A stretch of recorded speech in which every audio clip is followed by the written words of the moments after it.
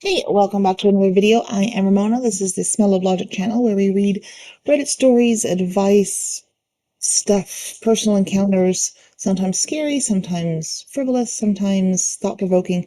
Well, hopefully always thought-provoking because that's what we should be doing. This is a part 2 of Who is the Scariest Person You've Ever Met?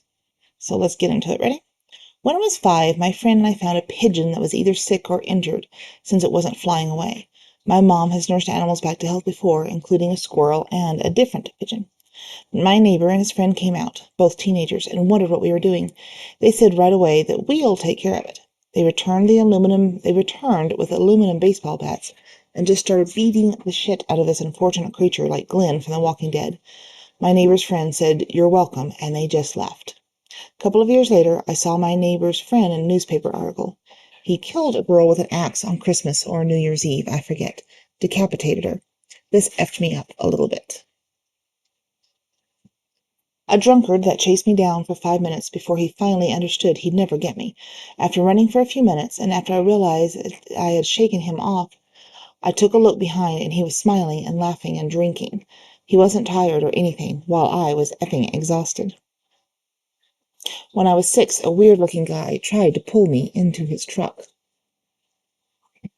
There was a kid at my elementary school who constantly got into fights, stared at people while hunching like an animal about to strike, made himself vomit on people he didn't like, slammed his head into the brick wall on more than one occasion, and stabbed people with the silverware so many times that the school ended up getting rid of metal cutlery entirely in favor of plastic. It's tied between him and any of the people from my middle high school who went on to be S abusers and arists. Anyone on meth is pretty scary. I met one guy on the street who I sat next to and took out my Coca-Cola bottle of clean, normal sink water, and just out of principle, I said hello. He also said hello and started taking out a presentation on why I shouldn't drink Coca-Cola. After he was finished, I just told him there was clean water inside. He just said, "Oh, sorry, young lad," and with a really nice smile. Kind of weird and creepy for someone to have had that much knowledge taken out of their butt, but at the end, he was really nice. My 10-year-old sister. She creeps me the F out. She reminds me of this chick from The Orphan. First off, and over the last month, she and her stepsister, same age, did stuff. Got CPS involved, and they said that she was a victim. Finally told the truth. We went through her computer and found out that she's been talking to grown men. This part is being taken seriously as they have the police involved and everything. She has no emotion at all, and I had a friend who was kidnapped when she was younger for talking to an online dude. She was AR'd and beat for 2 days. Talk to her and she just stares blankly with not a tear or emotion. She has no personality of her own, and she takes social cues from everyone else. I refuse to be around her and will never be around her alone. She terrifies me. Man, we do love her, but she's been through so damn much as a kid, more than any kid should, and it's probably effed her up for good. But that feeling I get, I don't know. My mother, after she counts to 3. I'm a little nervous to even comment about the scariest person I've met, but I will speak about how scary my former principals were. Any time in school that I stood up for myself, as an often victimized LGBT youth, the principals acted as if I was the bad one, screaming in my face, essentially spitting as they screamed at me for standing up for myself, and then for them to have treated me that way. I really wonder what kind of people they were day to day or even internally. Bonus, homeless people in New York and DC can be scary. The dungeon master, when he rolls dice behind the DM screen, smiles and writes something down. My ex-stepdad, from 1998 to 2007. Every day and night, I never knew if his anger would be to drive off and drink for a few days, break everything in this house after bolting the doors and windows and keeping us inside, or will Mom have fallen down again? Or, I decided to buy all these things for all my girls. I don't know why you don't appreciate all I do for you. You just never knew. Not so much as scary, but intimidating. My older cousin, because he's a pale, skinny 6'8" or 6'9". If that's not intimidating, then I don't know what is. Obligatory, not me, but my grandpa grew up in Chippewa Falls, Wisconsin, 4 houses away from Jeffrey Dahmer. I have a nice friend, people all the time, but when he's mad, he can smash your skull with a finger. One day, I made him angry.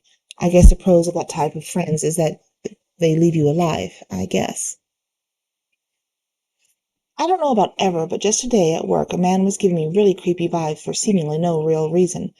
And then he comes up to me and puts his hand on my shoulder. Not for long, but still. Couple this guy being much older than me, I'm female, a total stranger, and the fact that I have anxiety, and you get a nice recipe for internal screaming and me wanting to physically beat the crap out of the guy with a mop for that I used for cleaning. He was generally pretty friendly, in all honesty, and was probably just an extrovert not knowing what to do with himself in the midst of the pandemic, because he talked a lot even when no one was around, and was clearly talking to me or my coworker. But at the same time, I still got those creepy vibes, and I hate being touched by anybody I'm not super close with. It was incredibly uncomfortable and rather scary for me. Does having half of my DNA living in the testicles count as having nuts? If we're talking appearance alone, Lawrence Taylor. Dude is tremendous. I can imagine getting sacked by him. In reality, Fedor, I'm going to butcher this name, Emelianenko? Dude could kill me in 2 seconds. Tony Hillerman. He was aggressive and continually sought eye contact with me, a depressed 15-year-old girl, at a party my mom attended in West USA. I've never forgotten how frightened or creeped out I felt, especially when he did that twice in an hour I was at the damn place. We left shortly after. Now I'm curious. Do you mean Tony Hillerman, the writer, or was this? I'm assuming another Tony Hillerman, because I think he passed away before that. But now I'm kind of confused and concerned.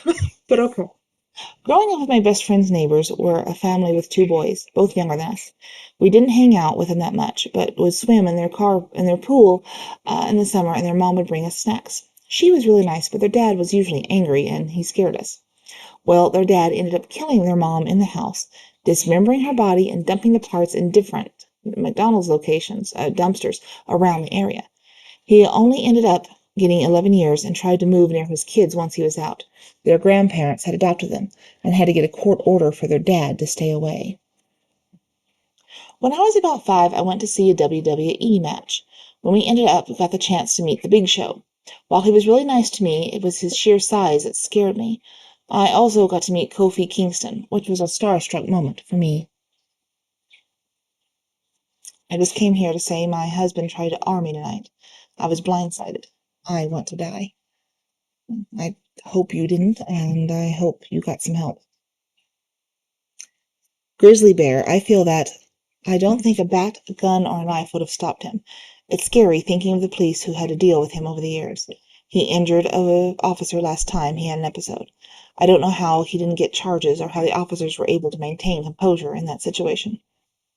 See, at first I thought that was a real grizzly bear.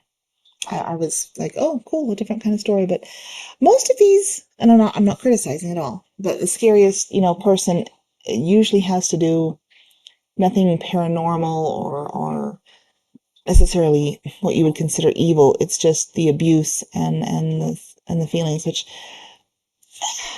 is horrible in itself. And I'm sorry people are having to go through this, but it just kind of goes to show you how awful sometimes people in the general public are. Makes you kind of not want to get around people. Here's a little more flippant one. My mom, when she has a flip-flop or sandal and is mad. The short kid who knew way too much about guns. John Wayne Gacy. A really old lady in my church.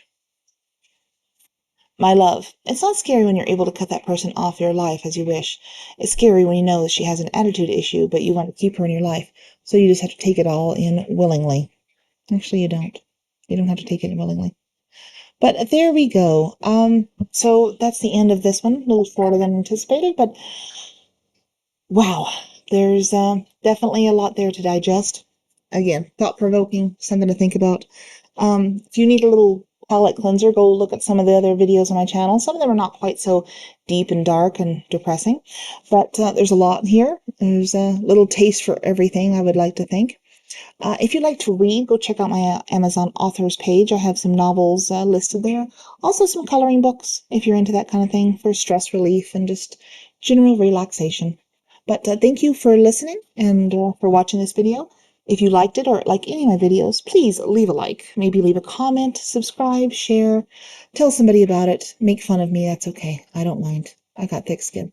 Thanks for listening again, and we'll talk to you later. Bye.